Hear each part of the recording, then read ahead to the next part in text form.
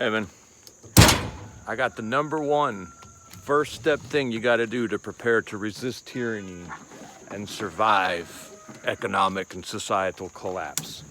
Are you ready? You want to hear the one thing you have to do to resist tyranny and survive economic and societal collapse? You're not going to like it.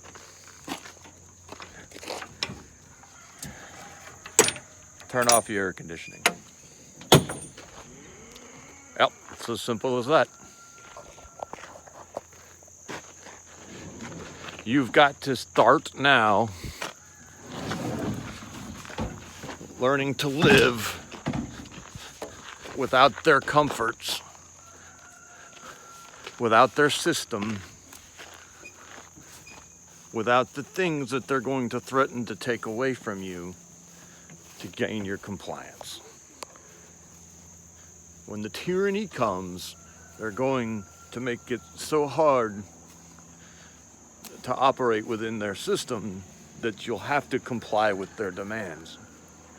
But the less you need their system, the longer you can resist. I mean, this goes without saying, right? And, we all talk about, growing our food and storing our calories, growing our, all that stuff. But honestly, it's going to be the creature comforts, the air conditioning, the ice makers, the cars. What else? The Wi-Fi, the cell phones, the internet, Netflix. We're going to have to be bored and hot and uncomfortable. And those are going to be the things that induce many of us to compromise. Many of us will sell our freedoms and our conscience for air conditioning.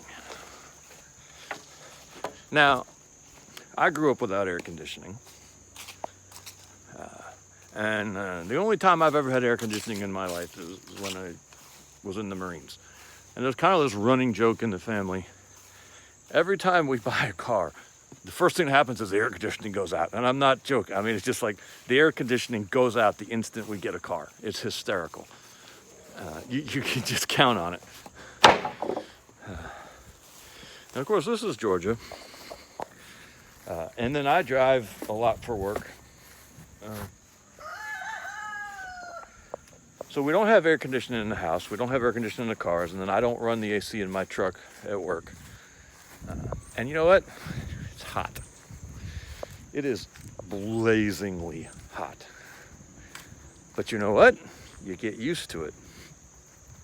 And now when I go into Home Depot or something in the middle of the summer, I'm freezing cold and uncomfortable. Now don't get me wrong, it's still hot. You never get to the point where you're like, nah, this 95 degree, 100% humidity. Ha ha ha ha! I love it. It's always hot. It's always sticky. But you get to the point where the cool of the evening hits. When the sun's gone down behind the trees, when the peak temperature has started to recede, and that moment of relief, that hour or two at the end of the day when it all cools off and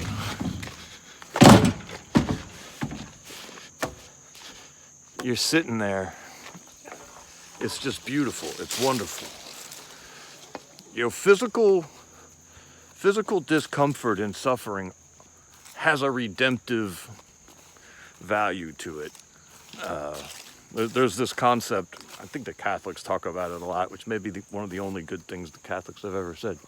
It's a concept called redemptive suffering. And it's a real thing. Making your flesh uncomfortable has